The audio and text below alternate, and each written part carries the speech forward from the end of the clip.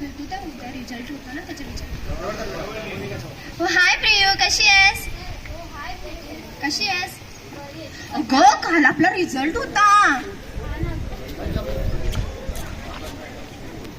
अगं काल आपला रिझल्ट होता ना ग.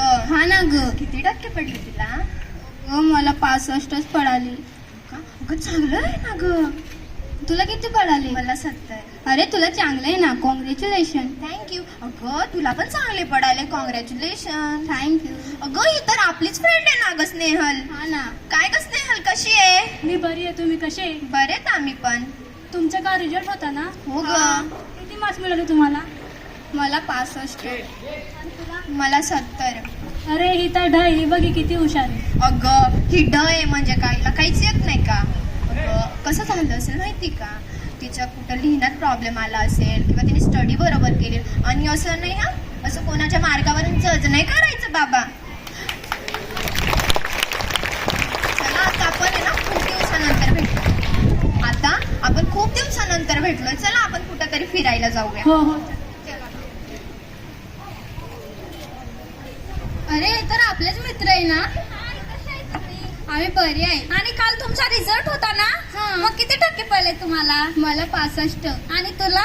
मला 70. दोघींना पण कॉंग्रॅच्युलेशन. थँक्यू. अगं हा कोण आहे? अगं हा पण आपलाच फ्रेंड आहे. अरे मोबाईल कस काय घेतला? अरे आल्यापासून नुसतं मोबाईल बघतो. काय त्या मोबाईल मध्ये? अरे मी माझं काम करत होतो. अरे आम्ही किती दुरून तुम्हाला भेटायला आलो, नुसतं मोबाईल मध्येच राहतो का? अरे पण असं कोणी काढून घेतं का? घ्या तुमचा मोबाईल. अरे हे सर्व जाऊ दे, चला बसूया. चल.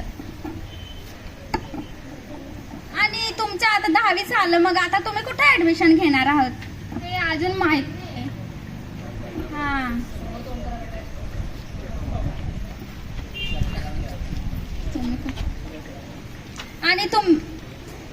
आणि तुम्ही कुठे ऍडमिशन घेणार आहात मग? अजून आम्हाला माहित नाही ते कुठे घ्यायचे. तुम्ही कुठे घेतलंय? समता कनिष्ठ महाविद्यालयामध्ये ऍडमिशन घेतलंय. अगं तिथे चांगलं असतं का? हो तिथे खूप चांगलं आहे, तुम्हाला दाखवतात, चला.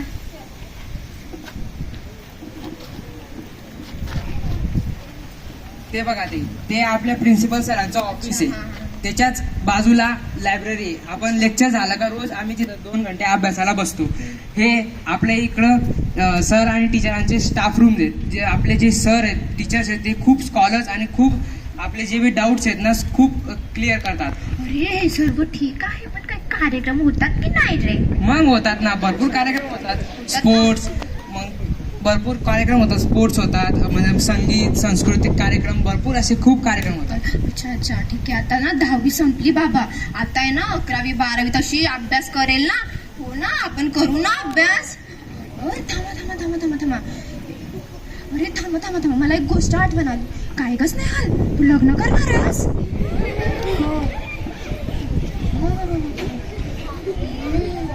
लग्न कसं काय? लग्न? अगं तू नाही नाही बोलली. माझ्या घरच्यांनी सांगितलं. कसं, हा तर बालविवाह झाला ना? तुम्ही सर्व याल का माझ्या घरी सांगायला?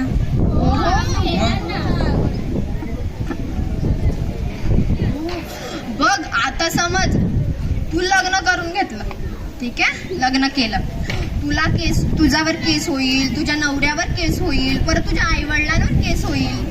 हे तुला चालेल का? नाही ना. मग तू बघ आता आहे ना, हे सर्व जाऊ दे, त्यांना सांग मला शिकायचंय, मला मोठं बनायचंय, मला माझ्या स्वतःच्या पायावर उभं राहायचंय. अरे हो, शिक्षण किती महत्वाचे आहे ना, तसंच पदवी पण किती महत्वाची आहे. हो पण पदवी महत्वाची आहे, पण त्या सोबत तर तुमची किंवा तुमच्या पालकांची पैशाची व्यवस्था नाही झाली किंवा फायनान्शियल कंडिशनमुळे तुम्हाला पैसे न भरता आले, तर तुम्ही काय करणार? त्यावेळी तुम्हाला तुमची स्किल्स दाखवावं लागतील. जसं आज भरपूर काम आहे पदवीशीर, जसं बांधकाम करू शकतो आपण, कारागीर काम आहे, ब्युटी आहे, मेकॅनिकल आहे, प्लंबिंग आहे, असे खूप काम आहे. अरे हो ना. आणि असं नसतं की कोणतंही काम छोटं किंवा मोठं असतं. कामामध्ये असं आपण हे बनायचं ना की 2 लोक आपल्याला ओळखतील असं. काय ग, केव्हाची नुसती मोबाईल बघते? काय बघते, आम्हाला पण दाखव. अगं थांब, मी इंस्टावर रील्स बघते. अगं कोणतं ग? गुलाब गाणी लाली लाली लाल दिसते मी बारी राजा अगं हे काय गुलाबी साडी लावून ठेवलंय. अगं पुस्तक वाच, पुस्तकामधून तुला ज्ञान प्राप्त होईल. अगं मला कंटाळा येतो. अगं कसला कंटाळा.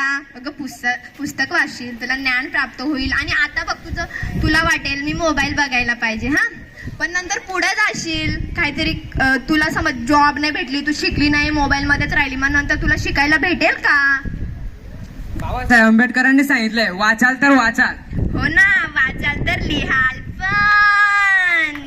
हो आजपासून मी खूप अभ्यास करणार आणि हे विस्टा आणि हे रील्स बघायला बंद करते आणि खूप अभ्यास करणार आणि 11वी-12वीला चांगले मार्क्सनी पास होणार. अगं तुम्हाला माहिती झालं का, काल परवाची गोष्ट आहे. नारायण सुर्वेंच्या इथे चोरी झाली. आणि हे कोण ग. अगं ते खूप मोठे कवी आहेत. ते चोरांनी चोरी केली आणि ते चोरलेलं जे साहित्य होते ते घरी परत ठेवलं आणि त्यासोबत एक पत्र ठेवलं. अरे पण पत्रामध्ये काय लिहिलं होतं. अगं पत्रामध्ये असं लिहिलेलं होतं की जर आम्हाला माहित असतं की हे घर कवींचं आहे तर आम्ही चोरीच नसती केली. तसं बघितलं शिक्षणाची ताकद. तसंच विवेकानंदाने सांगितलेलं आहे की जर आपलं लक्ष प्राप्त होईपर्यंत थांबू नका आणि मोठे मोठे स्वप्न बघा. अरे स्वप्न बघण्यासाठी तर झोपावं लागेल. अरे असे स्वप्नाने जे तुम्हाला झोपू देतील असे स्वप्न बघा जे तुम्हाला झोपू नाही देणार. हो म्हणजे आम्ही आजपासून स्टडीला लागू हा. खूप अभ्यास करू आम्ही आणि खूप शिकू आणि साक्षीत वाहू आणि आमच्या समता माग कनिष्ठ विद्यालय महाविद्यालयाचं नाव रोशन करू. धन्यवाद.